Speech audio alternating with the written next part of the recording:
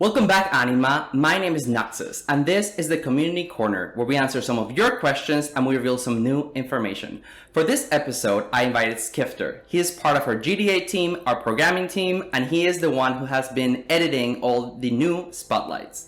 Welcome, Skifter. Hey, Anima. How are y'all doing today?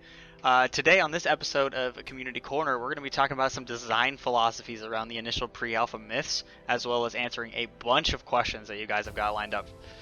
And at the end, we got a couple extra surprises, so make sure you stay tuned for those as well. That's right. Let's get to it.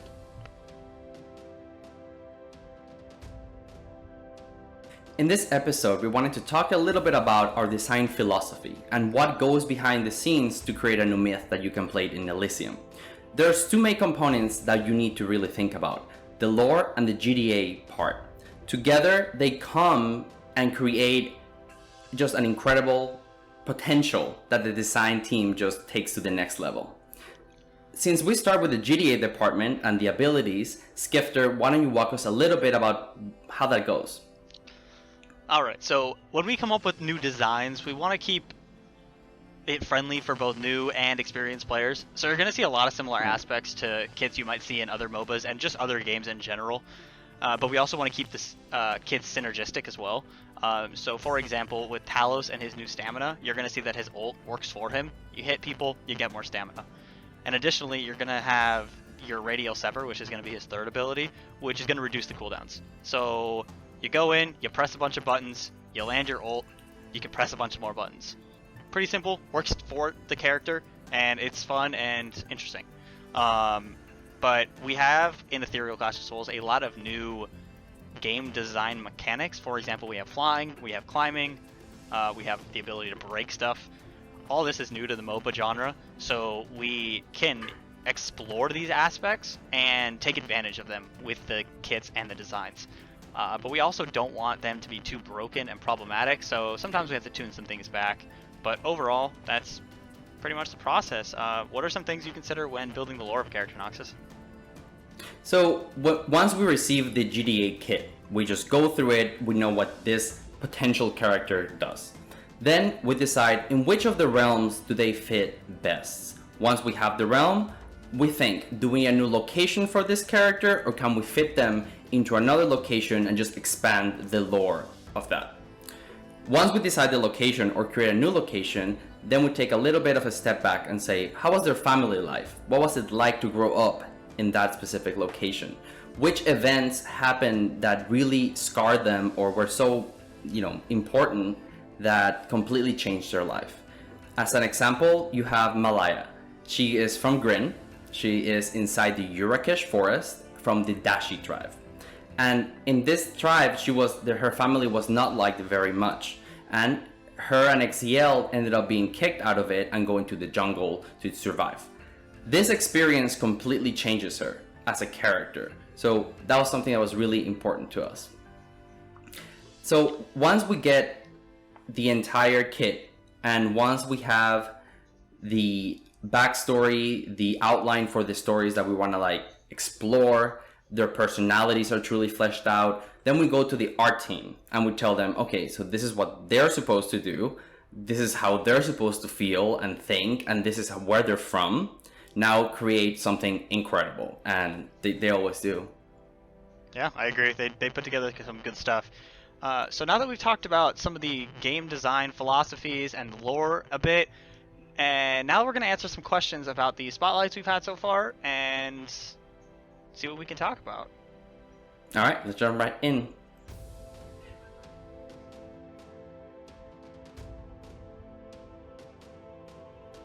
All right, so for the first question, this one's for you, Skifter. When the game starts, how long do you expect it to be between the myth releases? Alright, so a lot of when the pre-alpha goes out, it's going to be a lot of bugs. We are expecting a lot of bugs. So we kind of have to wait for the pre-alpha to settle down with bugs before we can start releasing new myths. But after we do get those bugs settled down, we do plan to release myths about once a month.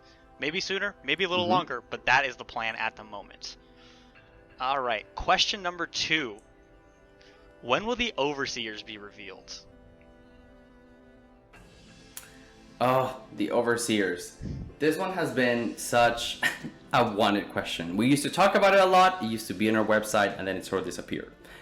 The answer is yes, it is still happening. We will have the Overseer class, but it's probably going to happen in the beta. The main reason is we want everyone to get used to playing this game, the way it is now, and then we'll add on something new. I think that was gonna be what's best for everyone. So yes, we'll have the Overseer class, but stay tuned for that. Alright, so the next one is, what actions can Aran take while he has grabbed his opponent? Can he turn, move, attack, cast all their abilities, or is he locked into either throwing or waiting for the ground slam? So long story short, yeah, he kind of is stuck waiting. That's kind of the drawback to the ability. He can still move and he can turn. Whoever he grabs will turn and move with him, but he can't use the other abilities. He's kind of just stuck there. He can walk around. He's got a period of time before he can either slam or throw them, but that's about all he can do. Alright, good. And then someone else wanted to know, can you buy some crowd control reduction items and just have less time that Aran is like holding you in the middle of the air? So persistence. The grab does not get reduced by CC reduction, so persistence. The reason grabs do not get reduced by this is because it would work against Aran way too much. This allows the player of Aran to maximize the time they're allowed to make a decision. So if the player that they grab has a ton of CC reduction, persistence, then the player of Aran isn't really going to know how long they have to throw them before the slam happens. If they have 50% CC reduction, how is the player of Aran supposed to know on a regular basis, like, oh, I have a second. Oh, but if I catch this person, I have like 1.2 seconds. Do the quick math, like it works against the player. So we just said, grabs, nah, because there's an after effect. We just left it at, persistence doesn't reduce the grab, and that's just how it's gonna be. Question for you, Noxus: does the Crimson Dragon Sword proc on Malaya's passive healing? And how far can you leash jungle camps? And is it possible to bring two camps together like an LOL? Well, for the first question, the answer is no. It does not happen because her passive healing comes from not come from her lifesteal stat. It comes from depending on her magical damage. As for the second one, it's going to depend on maybe in the future what we do, but as of right now, the camps cannot be brought together. They're sort of like in their own little bubble. This is mainly because their AI has not been finalized. We might change this. Also, their designs are also not finalized. I really hope we get to bring some of the lore monsters into Elysium. That would be cool. But yeah. Another question about Malaya. How does Malaya's bleed affect her lifesteal? So as some of you may or may not know, the way our lifesteal works is based on attacks and abilities. So all physical damage attacks and abilities contribute towards the amount of physical lifesteal a myth receives. The same goes for magic damage and magical lifesteal. So Malaya's bleed actually counts as magic damage, so it would heal for a percentage of the damage based on her magical lifesteal. Oh, and by the way, yes, her ultimate gives her both types of lifesteal. Nobody caught that so far, and I'm kind of surprised. I thought some tinfoil task force people were going to figure it out, but on the website, if you notice, it just says lifesteal. That's because it gives you both. So yes, her bleed will give you lifesteal during the duration of her ultimate, and if you build any other magical lifesteal items, that will work with that as well. Question for you in regards to Talos. The Huntsman Axe, which is his first ability, and the Mighty Kick and Mighty Uppercut, second ability, both have 2 ability casts. Will you be able to auto attack in between both casts? And if so, will the Ripple Spell Rifle's passive proc on both of those auto attacks? So the answer is yes. Each ability has a certain amount, and you will get the UI to know how long you have until you can activate the next one. So this is the part when you can decide, are you going to use a different ability? Are you going to auto attack? Are you going to run away? If you are not paying enough attention, you will not be able to do the second cast, and this is what the rifle spell comes into play. So the same way, if you use it, you will get the damage again, but then it will go into cooldown. So you're going to have to coordinate both of them. Like, do you still have your kick or your the axe? Do you still have the passive for this? And then they might come together, but it's not one after the other. Yeah. All right, so this one is so related. This one is for Dante.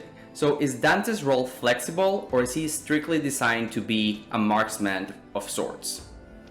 So every myth's role is, quote, flexible. We're not going to hard say like, hey, this myth is supposed to go in this role all the time, because the goal of the pre-alpha is just to test. We want to test as many things as possible, and if that means, you know, everybody's got to play support sometimes, then everybody's got to play support sometimes.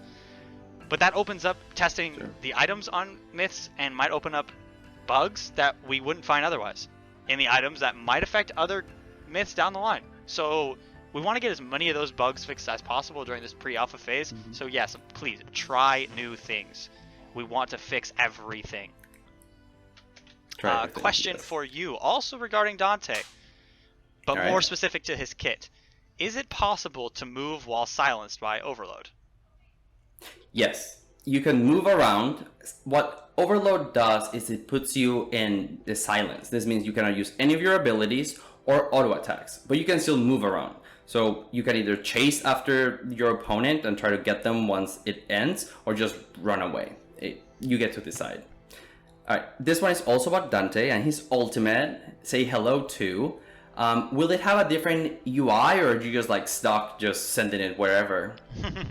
No, it will definitely have a unique UI as you zoom in through the scope, as you activate the ability and aim for targets around the map. As everybody should know, it's map wide. It's a global ultimate, so you can shoot through rocks, you can shoot through everything, and it goes through targets, dealing more damage the more targets it goes through. Speaking of unique UI, let's have a look at some of the UI for the current myths we have. And I know you've all been waiting for this, but it's time to show you some key bindings that you've all been looking forward to seeing. Let's do it.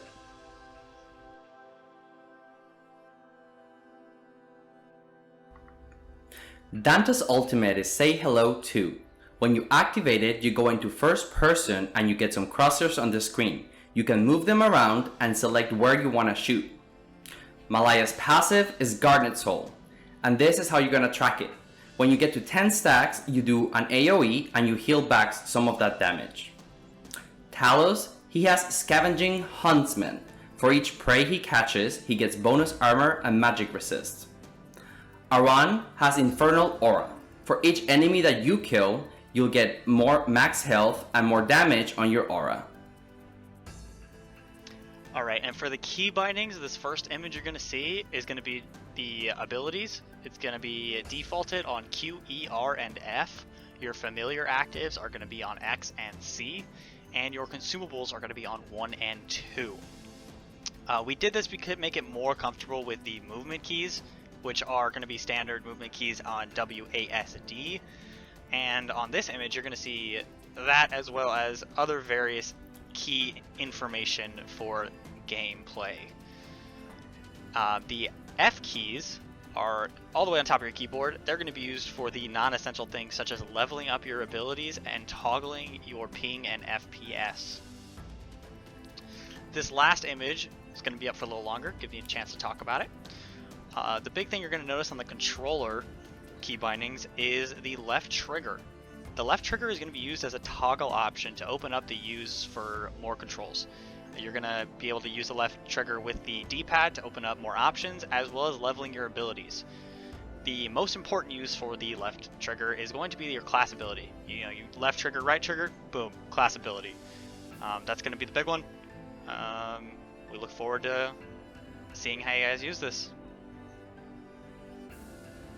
Alright Anima, in this community corner we went over our design philosophy for upcoming myths. We also covered a lot of questions about Dante, Talos, Malaya, and Aran, and showed the unique UI aspects for those myths as well. Finally, we released the default key bindings for when you finally enter Elysium in Ethereal Clash of Souls. If you have not been able to watch our spotlights, make sure to head over to our main YouTube channel. Once you're there, hit that subscribe notification button so you know when we release new information and more spotlights. Thank you for watching, and we'll see you in the ether.